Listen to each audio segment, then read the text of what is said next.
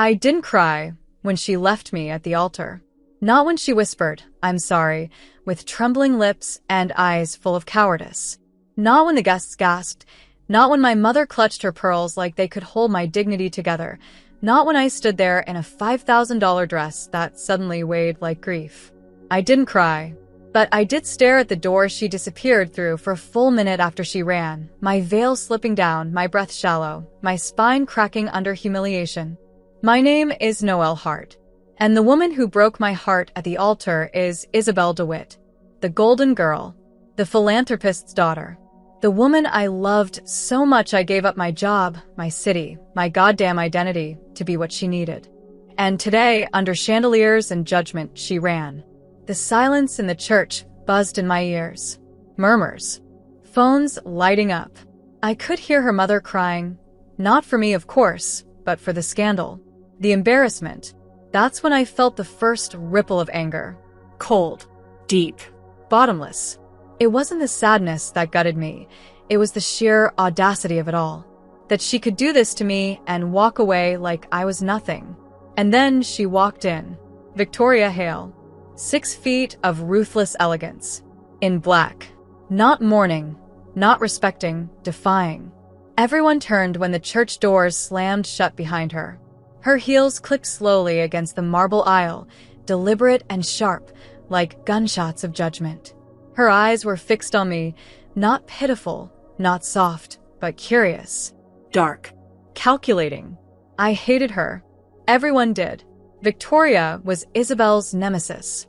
The CEO of Hale Industries, the woman who'd once humiliated Isabel in a boardroom and then smiled about it in Forbes. If you enjoyed this content and want to support the channel in a special way, try clicking the thanks button below. It's the one with the heart and $sign icon. With super thanks, you can make a direct contribution to the channel, which helps me keep creating awesome videos for you. She was icy, obscenely rich, and rumored to chew through lovers like wine tastings. So why the hell was she here? Well, she said, tilting her head, this is even messier than I expected. Her voice was low, decadent, and completely out of place in this moment of ruin. What the fuck are you doing here?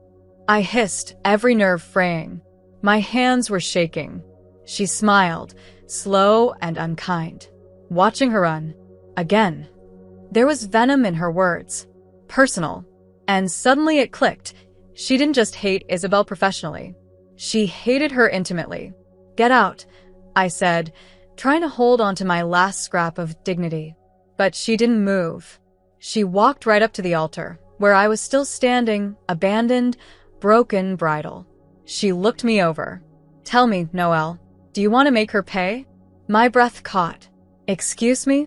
Marry me. It was so absurd I laughed. Right there, in the wreckage of my almost wedding, I laughed in her face. You're insane. Correct, she said smoothly, eyes burning into mine. But I'm also rich, vindictive, and deeply offended by what she just did. So marry me. Today. In front of them all.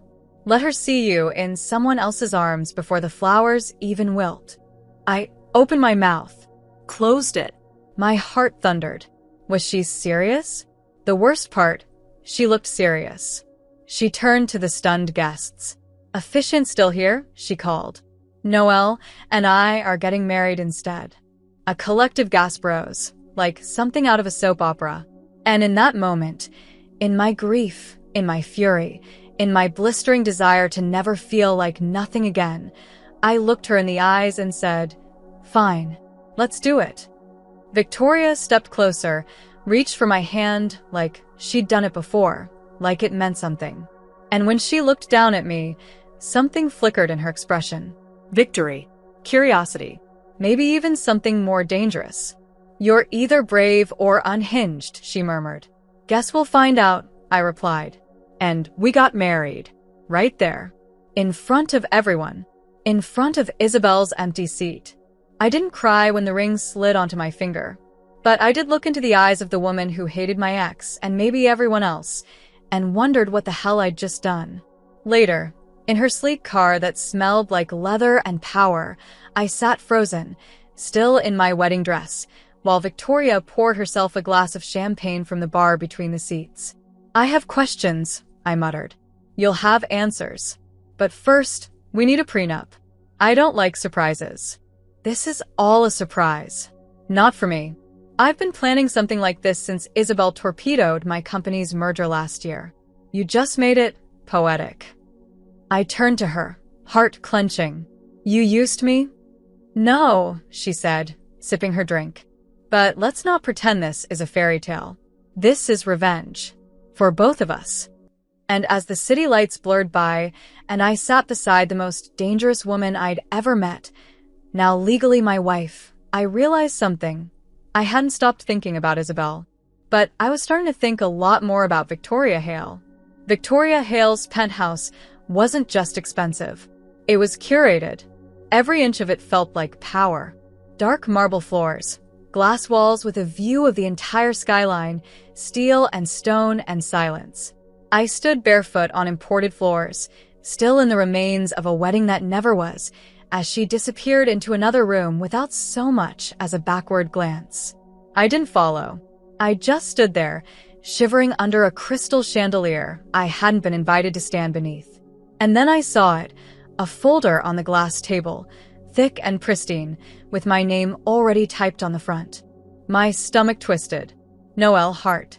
A name that no longer meant anything. A name that had once belonged to someone with a future, a fiancé, a goddamn Pinterest board full of Mrs. DeWitt ideas. Now it was being written into something sharp and transactional. "Prenup," Victoria said, returning with a pen and 2 glasses of something amber and expensive. "Read it. Or don't. I don't care. But you'll sign it." I stared at her. "You really are a monster." She handed me the drink. "Only when necessary." And marrying me, was that necessary? You needed to be saved. I needed to make a point. Consider this mutually assured destruction. I sipped the drink. It burned beautifully. "You planned this."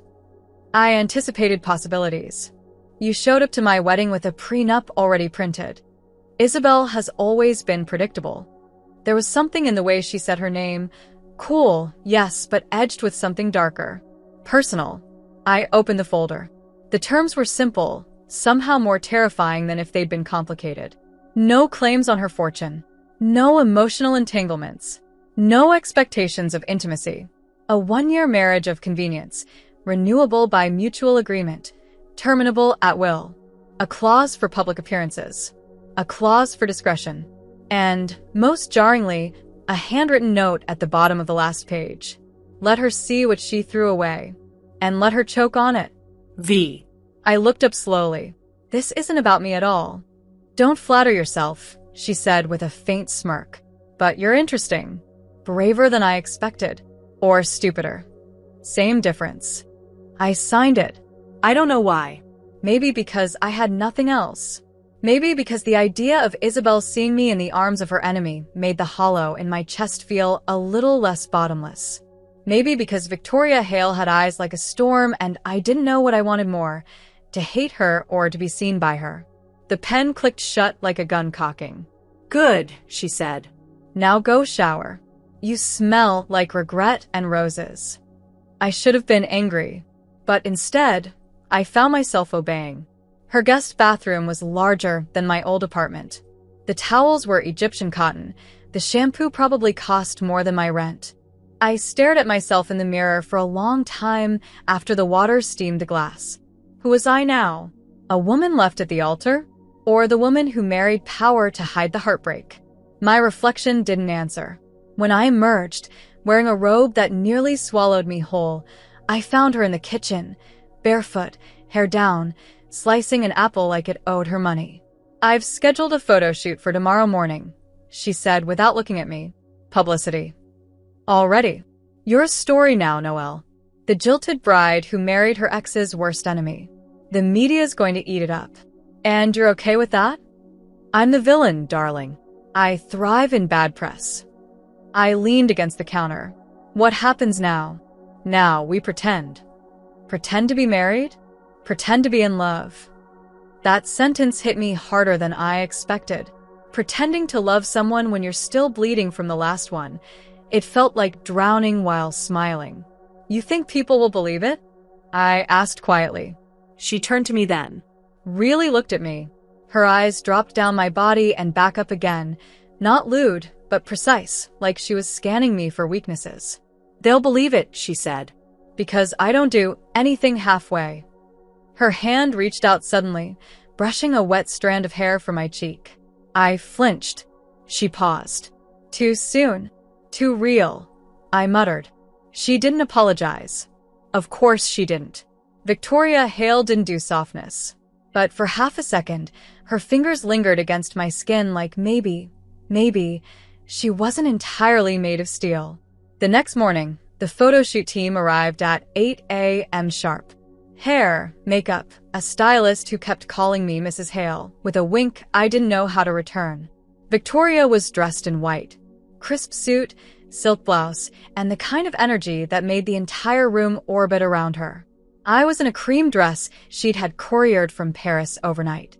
It fit too perfectly, like she'd known my size, my shape, my presence.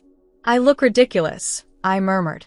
You look expensive, she corrected, not even glancing at me. The photographer positioned us against the floor-to-ceiling windows. Closer, she kept saying. More romantic. Victoria slid an arm around my waist. Her fingers were cold against my hip. Touch her face, the photographer instructed. Victoria obeyed. Her hand cradled my jaw gently, her thumb grazing the corner of my mouth. I couldn't breathe. Now lean in, the photographer said, like you're about to kiss. Our faces inched closer.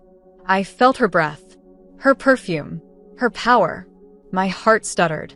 Stop, I said suddenly. I can't. The photographer backed off. Victoria dropped her hand instantly. Too much. I need a minute. I fled to the hallway, heart pounding. The truth was, it wasn't the idea of pretending that scared me. It was how real it already felt. I pressed my back to the wall and closed my eyes. I could still feel the ghost of her hand on my skin. Still hear her breath in that split second before closeness became something else. She followed me, eventually. Didn't say anything. Just stood there, watching me try to pull myself together. This is all too fast, I whispered. You don't have to do this, she said, softer than before. But if you do, you have to stop looking at me like I'm about to break you. I turned to her. And how do you want me to look at you? Her lips curled. Like I'm the woman who rescued you, not the one who's going to destroy you next.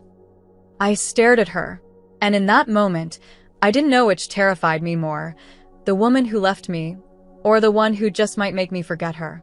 That night, I found myself standing on the balcony of her penthouse, wrapped in one of her jackets, staring out at a city that felt too big and too fake. Behind me, Victoria poured herself another drink and joined me, wordless. We didn't speak for a while. Just stood there, two strangers bound by a signature and a spiteful idea. What did Isabel do to you? I asked eventually. She didn't answer at first. Just sipped. Then, she lied. She played the part of the sweet little heiress while gutting my deal from the inside out. Smiled at me while sticking the knife in. Sounds familiar, I muttered. Her eyes flicked to me. Noelle. What? When you kissed her, did it ever feel fake? The question hit me like a punch. No, I said. Never. Then I hope you remember that feeling when you kiss me. Because whether you mean it or not, the world's going to believe every second of it. I didn't respond. I couldn't. But my heart was already pounding for reasons I didn't want to name. The first time we kissed was in front of 100 people and 27 cameras. It wasn't romantic. It wasn't slow. It wasn't anything like the way Isabel used to kiss me. Soft, patient, always waiting for my breath to catch before hers did. No. This kiss was fire and performance, and something razor-sharp underneath the surface. It happened at the Gala for Women's Equity, an event Isabel was supposed to attend with me before she ruined everything. I hadn't planned to go. I wasn't ready. But Victoria had looked at me 3 nights before the gala, while we were sitting in her living room pretending not to watch each other, and said, "You'll wear red. I'll wear black." and we'll destroy her without ever speaking her name. I told her I wasn't ready. She said, "Good. That'll make your smile more convincing." The dress arrived the next day, scarlet, backless, slit to the thigh. I stared at it for hours before putting it on, my hands shaking. When I walked out into the living room, Victoria's eyes didn't move for a full 10 seconds. She didn't say I looked beautiful. Of course she didn't. She just said, "Perfect. She'll hate that she ever touched you." The gala was everything I dreaded. Glittering people with sharp tongues, lights too bright, conversations too fake. Victoria was poised, charming, deadly. I played the part, smiling at journalists, holding her hand like it belonged there. And then I saw her. Isabel.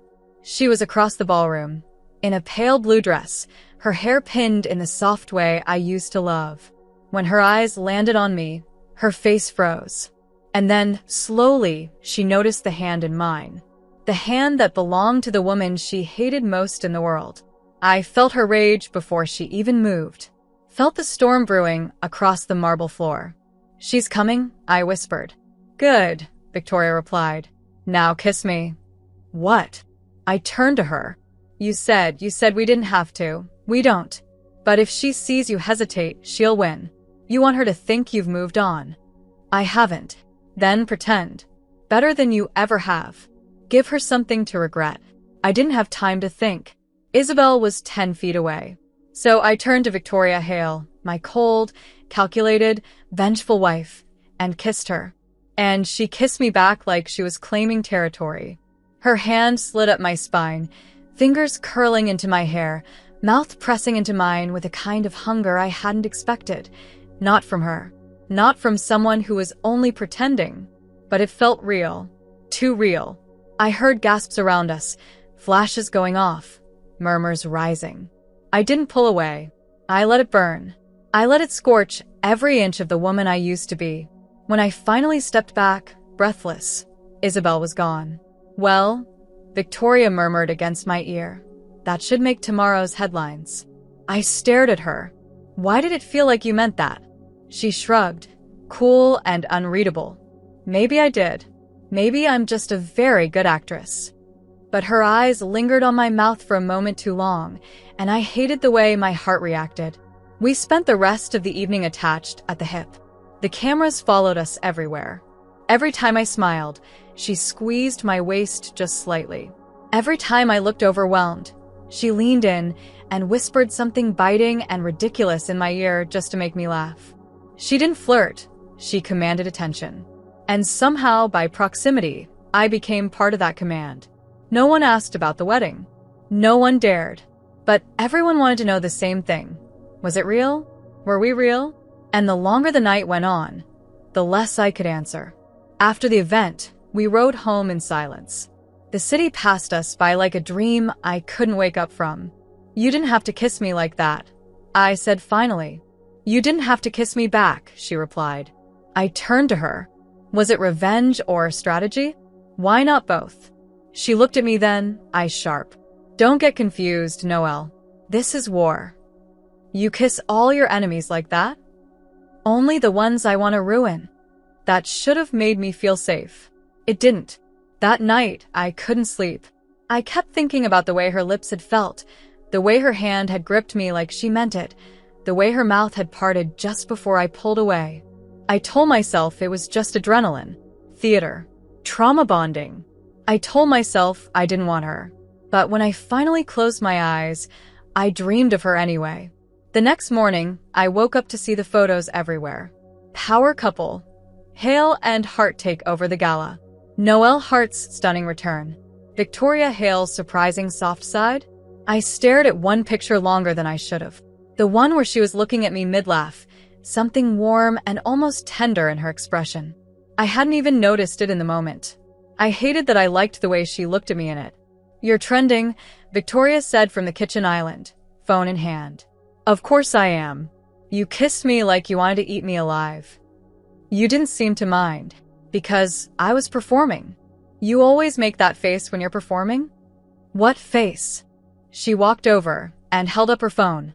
There I was, smiling, blushing. lit up in a way I hadn't been in months. That one, she said. You're insufferable. You're glowing. You're delusional. She smiled, slow and knowing. You liked it. I opened my mouth to deny it, but the words stuck. I turned away. Don't read into it, Victoria. Oh, I don't read. I see. Then see this, I snapped. You're still the last person I'd ever fall for. Her smirk didn't falter. Good. I'd hate for things to get complicated, but they were already complicated. Because every time she walked into the room, I noticed. Every time she touched me for the cameras, my pulse jumped. Every time she looked at me too long, I forgot what was real and what was the lie. That afternoon, Isabel called.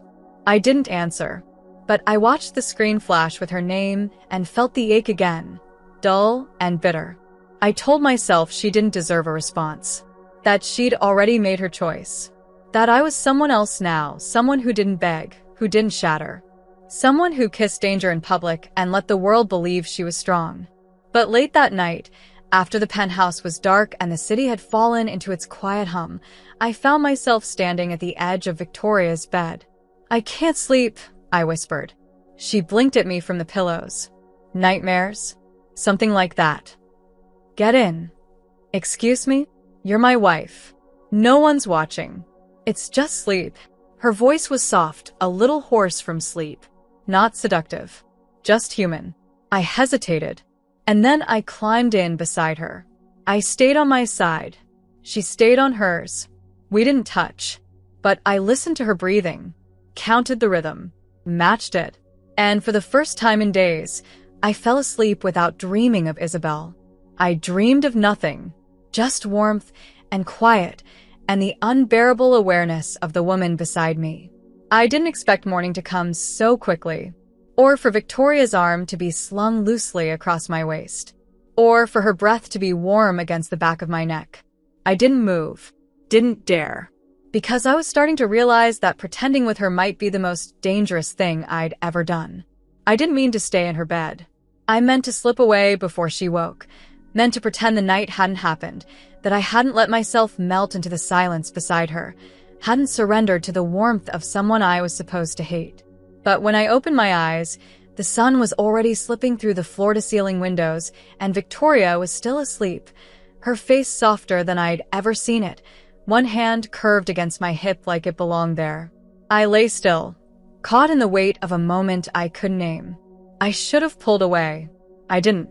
I watched her breathe, memorized the slow rise and fall of her chest, the way a strand of dark hair curled against her cheek. She didn't look like a villain in sleep. She looked like a secret. She stirred then, brow twitching faintly before her eyes opened, slow, sharp, instantly alert. Her gaze found mine.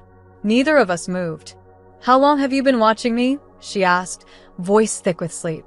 Not long. A lie. She blinked once, then stretched, her fingers brushing my waist in a way that felt too deliberate. You're still here. So are you. It's my bed. It didn't feel like that last night. That made her pause. I wasn't sure why I said it. Maybe to challenge her. Maybe to wound. But she didn't respond with one of her sharp lines. She just stared at me. And then, softer than I expected. Did you sleep well? I nodded. First time in days. She exhaled, sat up, pushed the hair from her face. Good. She left the bed without another word. But the imprint of her hand on my skin stayed long after. The days that followed blurred into something I didn't have words for. We attended events, held hands, kissed on red carpets, whispered cruel little jokes into each other's ears just to make the other laugh while the cameras caught angles we pretended not to pose for. The world loved us. The internet obsessed over our story. And in private, I started forgetting which parts were pretend. I started noticing the way she always handed me the first cup of coffee in the morning without asking how I took it. The way she texted her assistant to cancel her meetings if I looked too tired to face another round of pretending. The way her fingers brushed my lower back when she thought no one was looking, not possessive, not performative, just there. One night, I walked into her office late, needing to ask about an interview we were doing the next day, and found her asleep on the couch, glasses on, laptop open, a document titled Public Statement, Heart Hail Merger. I stared at it. Not the words, but the meaning behind them. She was building something not just for show, something real. And that terrified me more than anything. You know, I said softly, waking her, you don't have to work so hard to make this look real. She stirred, sat up slowly, eyes heavy with exhaustion. I'm not doing it for them. Then who? Her answer came slower this time. Maybe I don't like losing. I walked over, sat beside her. Close. And if this isn't a game? She turned to me then, and something in her expression cracked just slightly. What if I wanted it to be real? My breath caught. You don't mean that. Don't I? Her hand brushed mine. No pressure. No audience. Just a simple touch. My fingers curled instinctively into hers. Victoria, Noel. My name on her lips sounded like something sacred. I looked at her.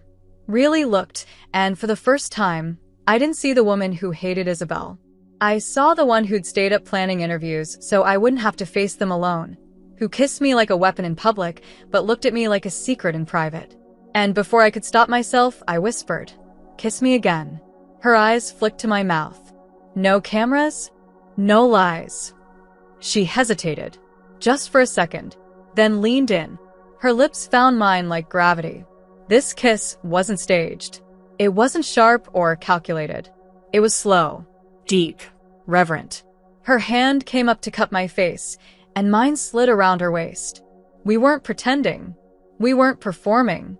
We were just two broken women kissing like they'd forgotten what it felt like to be wanted without conditions. When we pulled apart, her forehead rested against mine. I could feel her heart racing. I knew mine was too. What the hell are we doing? I whispered. Falling, she said. The next day, everything changed. Isabel showed up. Not on TV. Not in a headline. In person. At the Hale building. I was leaving a meeting when she appeared in the lobby, hair down, eyes wild, like she hadn't slept in days. "Noelle," she said, breathless. "We need to talk." My blood turned to ice. "You don't get to ask for that now. Please." Why? "So you can explain why you ran." I was scared. Of what? Me? Of marrying someone who actually loved you. Don't say it. I cut in, shaking. Don't you dare say it. People were watching. Security hovered. And then Victoria was there. Like she'd been summoned by the sound of my unraveling. "Is there a problem?" she asked, voice like steel. Isabel's eyes snapped to her. "This doesn't concern you.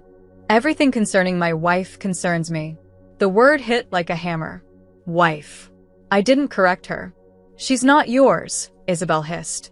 "Is that what you told yourself when you ran?" Victoria stepped closer. "You don't get to rewrite the story, Isabel. You left her. You humiliated her. And now you want to crawl back because she's finally standing without you. This isn't about you. It never was. But it is now." I looked between them. Two women who had shaped me in completely different ways. One who broke me. One who put me back together without asking if I wanted to be whole again. "I'm done here," I said, voice steady. "Don't contact me again." I turned and walked away. Victoria fell into step beside me. We didn't speak until we reached the car. Then, softly, "Thank you." I looked at her. For what? For choosing me, even just this once. I shook my head. It's not just once. Her eyes met mine. There was no coldness there now, only something terrifyingly warm. Then I'm afraid of what happens next. Why? Because I don't pretend well when I start to care. I reached for her hand, laced our fingers together, then stopped pretending. And this time, it was me who kissed her. No audience, no cameras, just us. And I wasn't pretending either. It was supposed to be fake, a performance, a contract signed in heartbreak and defiance. But nothing about the way Victoria touched me felt fake anymore. Not the way she leaned into me when no one was watching. Not the way her fingers searched for mine in the dark. Not the way she kissed me like I was the last truth she believed in. Something was changing. Something I wasn't ready to name. I tried to convince myself that I was still in control. That this marriage was a tool, a shield, a statement. But every time she looked at me, really looked at me, something inside me unraveled. I wasn't used to being seen like that. Not even by Isabel. Especially not by Isabel. After the encounter at the Hale building, she didn't try to reach out again. But I could feel her lingering. In headlines. In gossip. In the stares I got from people who still whispered about the jilted bride turned power wife. And most of all, in my own mind. Because no matter how deeply I sank into Victoria, Isabel's ghost clung to the corners of my memory. But one night, I stopped thinking about her. Because Victoria touched me in a way no one ever had. We were on the rooftop, a rare, quiet evening between functions, press, and pretending. The city stretched around us like a living thing, full of light and breath and secrets. I was wearing one of her cashmere sweaters. She was drinking red wine from a glass I'd learned she preferred chipped. She said it kept her sharp. "You never talk about her," I said quietly. She glanced at me. Who? Isabel. Before me. Victoria leaned back against the railing, eyes distant. "There's nothing worth talking about. You cared about her once. Briefly. Stupidly. What happened? She used me." Her voice was colder now. Sharper. Told me she wanted to partner with Hale Industries. Said we could make history together. Then she went behind my back, leaked internal plans to my competitors, tanked the merger, and gave an interview smiling about how she outmaneuvered the devil. I swallowed. So, it really was revenge. At first. And now. She looked at me then. "Now I don't care about her. I care about you." My chest tightened.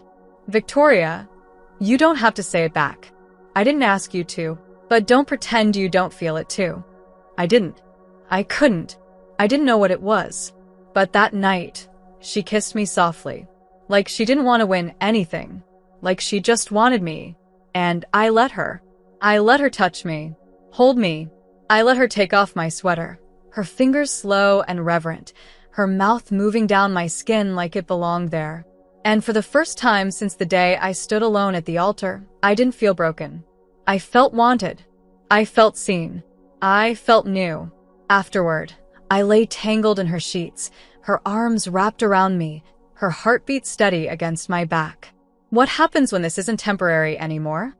I whispered. She was silent for a long time. Then we tear up the contract.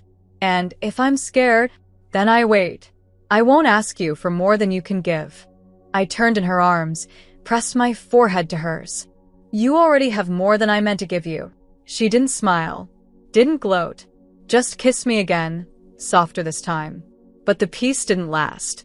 Because 2 days later, I received an invitation. A wedding. Isabel's sister. The ceremony would be intimate. Family only. Except for me. Apparently, I was still considered family. I stared at the card for a long time. I didn't tell Victoria. Not at first. But the longer I waited, the heavier the lie felt. Finally, I placed it on the kitchen counter one morning while she read the news. "It came yesterday." She picked it up. "Read it." Her face didn't change. "You're not going. It's not about her. Everything involving that family is about her. Her sister and I were close. Before she humiliated you. Before she left you standing in a church full of strangers and silence." I bit my lip. I don't want to be scared of showing up. Victoria stared at me. "Do you want to see her again?" "No, I meant it. But I want her to see me." That changed something in her eyes. Approval, maybe. Pride. She nodded slowly. "Then I'm coming with you." "You don't have to." "I know." She reached for me. Took my hand. "But I want to be there when she realizes what she lost." The day of the wedding was warm and overcast. Victoria wore navy. I wore soft gold. We arrived just as the ceremony was ending, guests trickling into the garden for the reception. I saw Isabel before she saw me. She was standing near the champagne table, hair pinned in soft curls, laughing at something a cousin said. When her eyes landed on me, the laugh died. Victoria didn't speak. just slid her arm around my waist and kissed my temple. And I could feel the exact moment Isabel broke. She walked over slowly, face pale. "You came," she said. "I was invited. I didn't think you'd accept. I didn't think you'd run. But here we are." Her eyes flicked to Victoria. "This still an act?" Victoria's voice was velvet and venom. "Do you always assume love is a performance? Is that what this is? Love." I looked at her, really looked, and suddenly, all I saw was the girl who ran, who left me, who looked me in the eye and said she couldn't do it, not because she didn't love me, but because she loved herself more. "Yes," I said. "It is." Victoria's arm tightened around me, and for once, I didn't feel like I was faking anything. Later, as we danced in the garden, the fairy lights glowing above us, Victoria pulled me close and whispered, "You destroyed her." I shook my head. "She destroyed herself. She never deserved you. And you do," I teased, even though the question was only half a joke. Victoria didn't laugh. "I don't know, But I want to. I want to be worthy of this, of you." My heart ached, because I'd never heard her sound unsure of anything before. I cupped her face. "Then stop proving things to her. Start proving them to me." She kissed me then, not to be seen, not to hurt, but to hold. To claim. To keep. That night, as she undressed me slowly in her bedroom, her hands shaking just slightly, I realized something terrifying and beautiful at once. I wasn't pretending anymore, and neither was she. We didn't talk about love. Not out loud. Not in words that could be taken back or used as weapons. But we lived like we were in it. Our mornings started with soft glances over coffee and her fingers brushing my wrist when she passed me a slice of toast. Our days blurred together in shared meetings, rehearsed affection turned instinct, and unexpected silences that felt more intimate than any kiss. And, at night, we stopped pretending. We kissed with mouths hungry to forget, to forgive, to feel something we could never admit. She touched me like she was trying to memorize every breath. I touched her like I was terrified I'd never be allowed to again. But we never said it. Not once. Because if we did, the spell might break. It was easier to move in shadows than to light a match and risk everything burning down. It had been 2 weeks since Isabel's sister's wedding. 2 weeks since I watched the woman who abandoned me look into the face of the one who refused to let me fall. Since then, I hadn't thought about Isabel the same way. I hadn't dreamed of her. I didn't flinch when I saw old photos. I didn't feel the weight in my chest when someone mentioned her name. I had replaced her, not with revenge, but with something startlingly close to hope, until the letter arrived. It was slipped under our door late one evening while Victoria was in a meeting. Handwritten. No return address. Just my name on the front in delicate, careful script I recognized instantly. Isabel. I held it for a long time before opening it. I told myself it wouldn't matter, that she had no power anymore. But as my fingers broke the seal, I felt that old ache bloom in my throat. It wasn't long. Just 3 lines. "I know you think I ran because I didn't love you, but the truth is worse. I loved you too much to ruin you. I'll always be sorry." I read it again. And again. The words didn't change. But something inside me did. Because for the first time since that day, I didn't feel rage or grief or even longing. I felt confusion. I didn't know if she was lying or if she actually believed what she'd written. I didn't know what it meant, if it even mattered anymore. I didn't tell Victoria right away. But I should have. Because 2 days later, she found it. She didn't say anything at first. I walked into the bedroom to see her holding it in her hand, her eyes moving across the page slowly, her expression unreadable. "You kept it," she said, voice low. "I didn't know what to do with it. So you hid it." "No, don't lie to me." I wasn't lying. I just didn't know how to explain it. Explain what? That you still needed to hear from her? That some part of you still wanted her to reach out? It's not like that. Then what is it like, Noelle? Because I wake up beside you every morning. I fight beside you in public. I kiss you like I mean it because I do. And you're still chasing ghosts. I'm not chasing anything. She left this. I didn't ask for it. But you read it. You kept it. And you didn't tell me. I crossed the room, trying to reach her, but she stepped back. Victoria, I don't want to be second choice. You're not. Then prove it. How? Her eyes burned into mine. Tell me that what we have is real. I hesitated, not because I didn't know, but because I did. And it terrified me. It's real, I whispered. Then say it. My voice cracked. Say what? That you don't love her anymore. I looked at her, at the woman who took me in at my lowest, who kissed me with fire and touched me like I was more than a scar, who made me feel like the version of myself I thought had died the day Isabel ran. I don't love her, I said. Not anymore. Her chest rose, then fell. And me. I'm falling for you. The silence stretched. Then she dropped the letter and crossed the space between us. Her hands found my face. Her lips crashed into mine like a wave. And this kiss, this one, wasn't about possession or proof. It was about surrender. We made love that night like we were trying to write over every memory that had ever hurt. There was no rush, no desperation, just mouths tracing stories across skin, fingers relearning, eyes holding. When she pushed into me, I gasped, not from shock, but from the sudden, overwhelming knowledge that I'd never wanted anyone else like this. That I'd never be able to want anyone else again. She held me after, her breath still uneven, her hand tracing lazy circles across my hip. You scare the hell out of me, she whispered. Why? Because I've never wanted something I couldn't control. I turned in her arms. Do you want to control me? No, she looked at me. I want to be enough for you that I don't have to. You are. The next morning, we ripped up the contract. Together. In the kitchen, over coffee, without ceremony. She handed me the final page. I held it tight, looked into her eyes, and tore it down the middle. It didn't fix everything. It didn't erase the fear. But it was a beginning. That day, Victoria cleared her schedule. Said she needed to take me somewhere. I expected a dinner. Maybe a trip. I didn't expect her childhood home. It was a quiet place by the coast. Tall windows, creaking floors, the smell of old books and sea salt. She showed me the room she grew up in. The broken fence she used to sneak through. The tree where she'd carved her initials alone because no one else ever came to visit. I wanted you to know who I was before I became this, she said, her voice soft. You were a girl who wanted to be loved.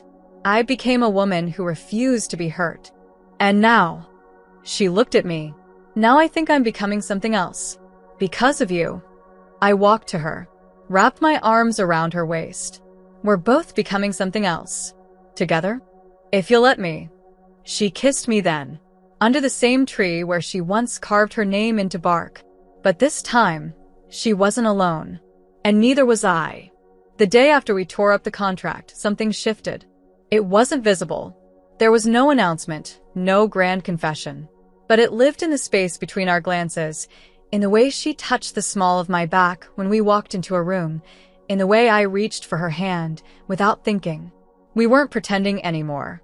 There was no script, no line to follow. Just a woman who had once been heartbroken and another who had once been heartless, now standing face to face, building something fragile and real out of the wreckage they'd both survived. And it was terrifying, because loving Victoria Hale was like holding fire, brilliant, beautiful, and entirely capable of destroying me if I wasn't careful. But I didn't want careful anymore. I wanted her, and for the first time in my life, I wasn't afraid to want boldly. We returned to the city the next morning, back to meetings, headlines, whispers, and elevators. But everything was different now. I could feel her eyes on me during press conferences. She smiled more, touched more, laughed when I teased her. An actual laugh, not the controlled corporate smirk the media worshipped.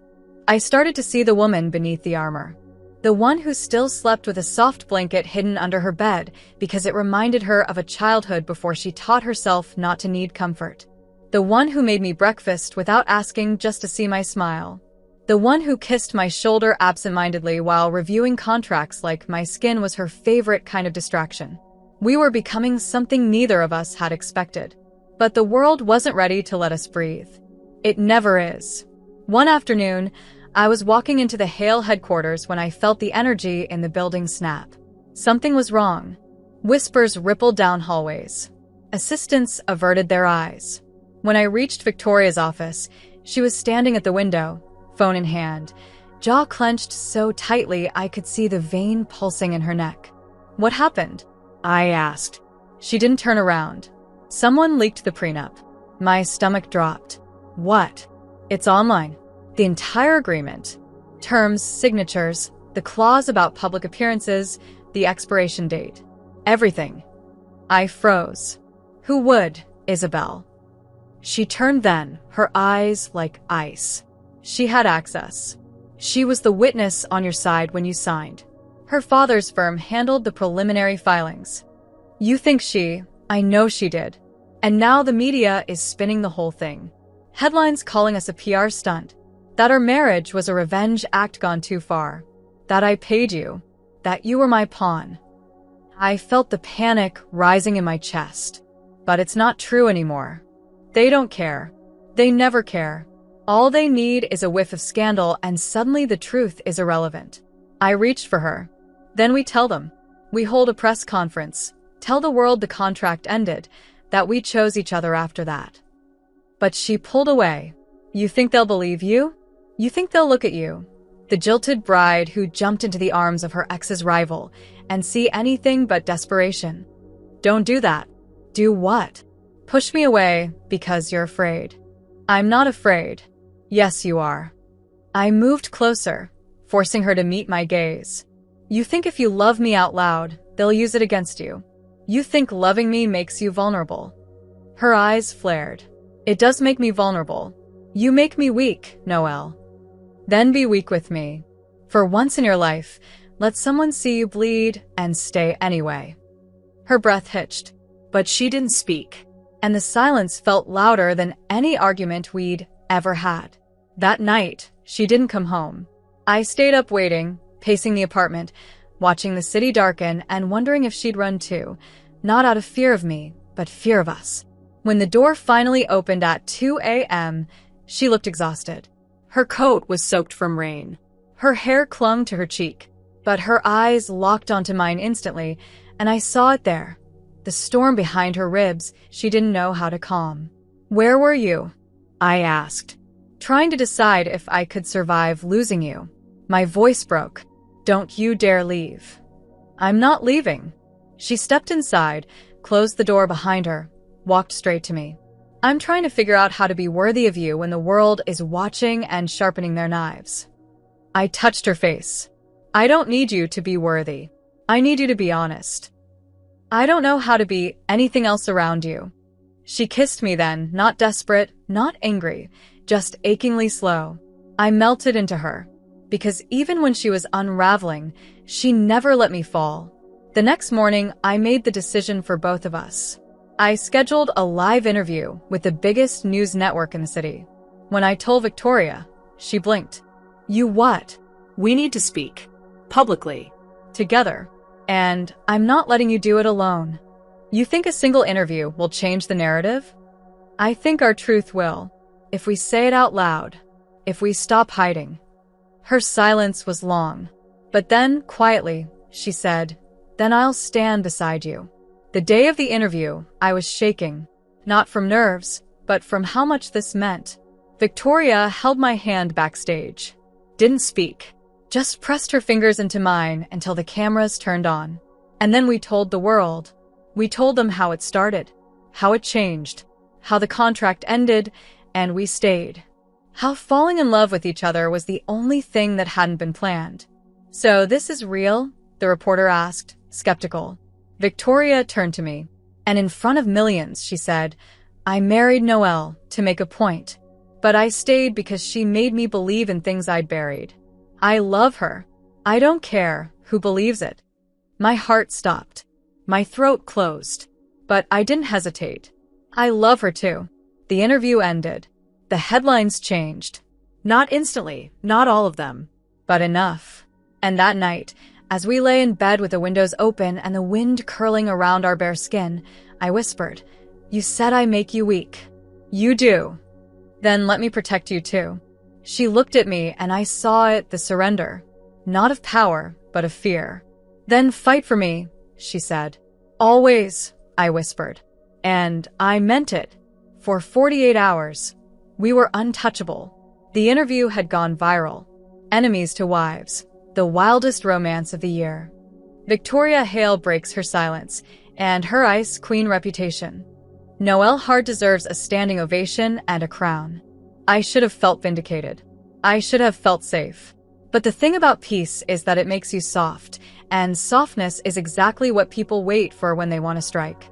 The first sign came quietly.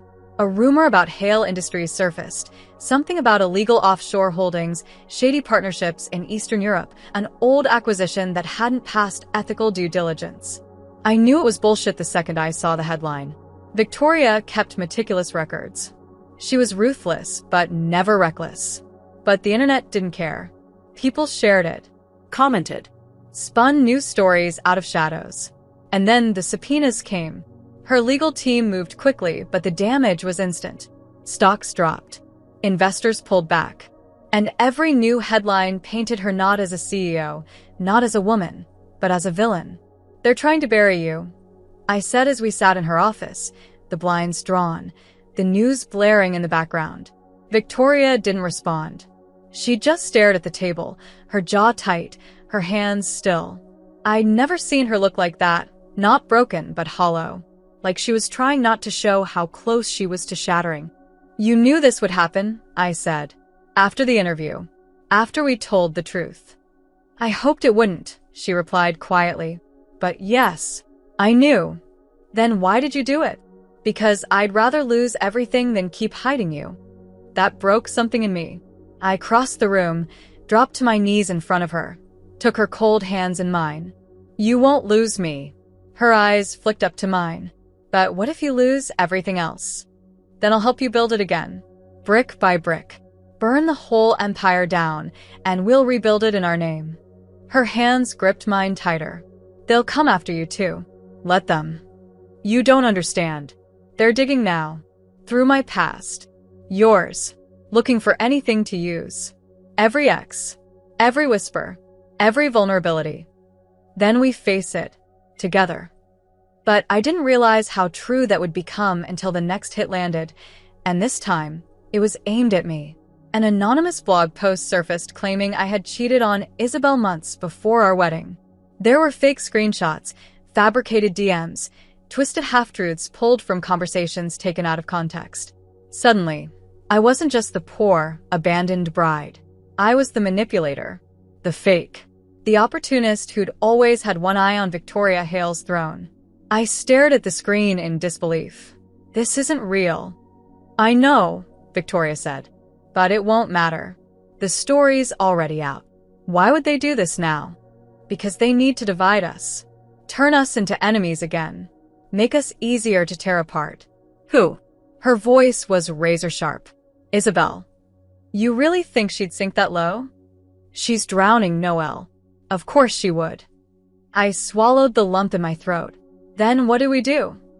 We don't respond. We hold the line. And we wait for it to burn itself out. But the damage was done. My phone wouldn't stop buzzing. Old friends texted me, asking if it was true. My parents, who had finally started speaking to me again after months of silence, left a voice message full of disappointment and confusion. Victoria tried to shield me. She locked down the apartment, called in favors, pulled every string she had. But I could see the weight it was putting on her. The guilt, the exhaustion, the fury. One night, I found her in the living room, sitting in the dark, a glass of whiskey in her hand, staring at nothing. "I never wanted this to touch you," she said. "You didn't bring this on me." "Yes, I did. The second I pulled you into my war with Isabel, I thought I could protect you from it." I sat beside her. "I'm not asking you to protect me. I'm asking you to stand with me. You don't get it." Her voice cracked. "You're the best thing I've ever had. And now the world is trying to take you away from me. I reached for her glass, set it aside, then cupped her face in my hands. They can't take me. Not unless you let them. Her eyes glistened. Noelle. I love you. I know. Say it back. I love you. I've loved you since the day you said, fine, let's do it, and made everyone in that church question whether you were the most heartbroken woman alive or the most dangerous. I smiled, even through the tears. Turns out I was both. God, you're perfect. Not perfect, just brave. She kissed me then, slow, desperate, full of everything she didn't know how to say. That night, I stayed wrapped in her arms and made a decision. I wouldn't hide anymore. I wouldn't cower. I'd speak for myself. So the next morning, I recorded a video. Just me. No makeup. No script. Just the truth. I didn't cheat. I didn't lie. I didn't use Victoria Hale to get revenge. I fell in love with her. We started as a storm. But we've become something else, something honest. If you don't believe that, I'm not here to convince you. I'm here to live it. We posted it together. We watched the comments roll in. Some were cruel. Some doubted. But many believed. And for the first time, I felt like I'd taken something back.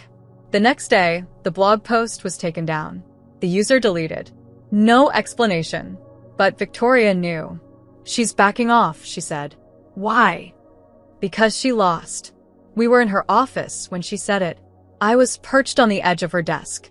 She stood between my legs, her hands on my thighs, her lips close to mine. You're not her anymore, she whispered. You're mine. Yours, I echoed. And you're mine.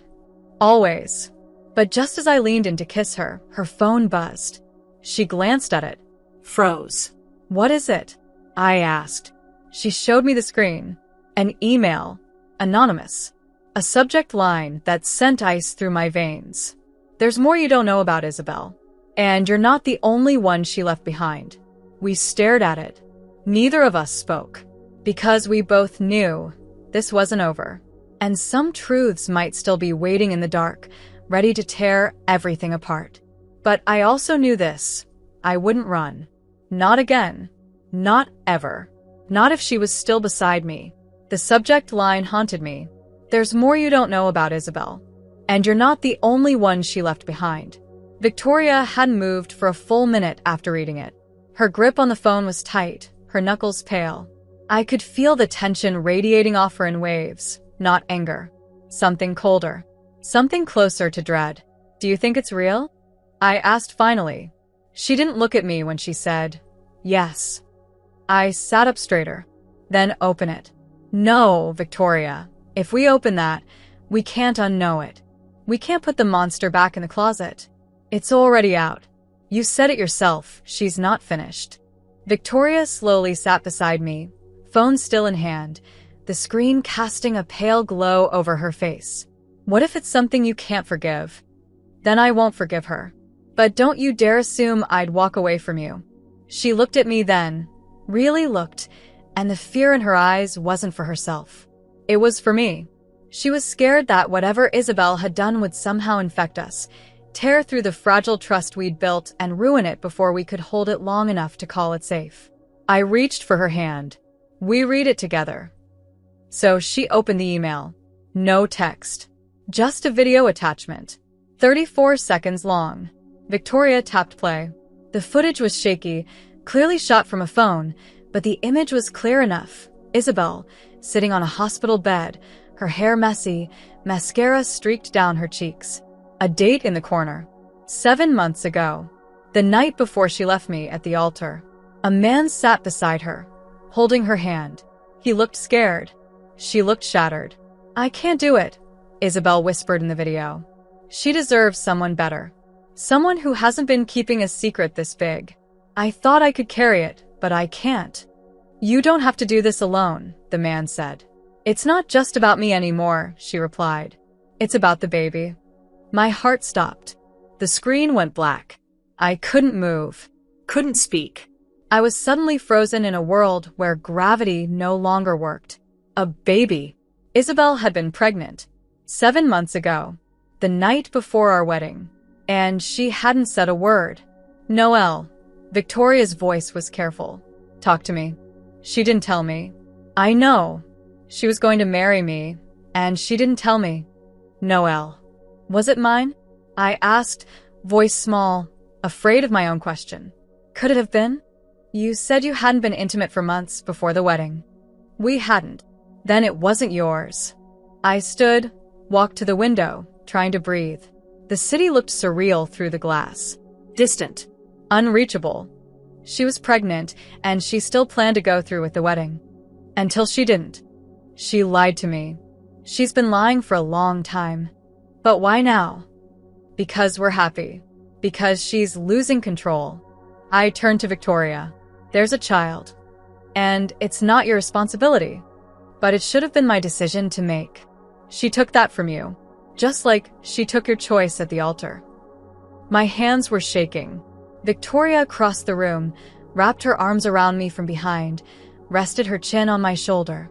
I'm here. I'm not going anywhere. What if she comes forward? Then we deal with it. Together? Always. I leaned back into her, trying to keep my body steady, trying to hold on to the truth I did have, the one that felt like home, like safety, like real love that didn't ask me to shrink. I'm not mad that she was pregnant, I said. I'm mad she thought I wasn't strong enough to choose her anyway. You would have married her even with a child? I don't know. But I would have deserved the truth. We could have figured it out. Or maybe I would have left. But she never gave me the chance. We didn't sleep that night. We stayed curled up on the couch, wrapped in silence, the kind that doesn't ask for conversation, only presence. In the morning, my phone rang. I stared at the screen. Isabel. I didn't answer. I let it ring, and when it went to voicemail, I watched the screen go dark. Do you want to know what she says? Victoria asked. Not yet. Good. Because I don't want her voice in my head right now. What do you want? I turned to her. You. That night, I asked her to take me somewhere quiet. We drove 2 hours outside the city to a cabin she owned but hadn't visited in years. She said she bought it after her first real heartbreak and never had the courage to stay in it. I told her it was time to reclaim it. And that night, under stars neither of us had looked at in too long, I took her hand and said, no more fear. No more ghosts. No more pretending this isn't everything. She didn't cry. Victoria Hale didn't cry.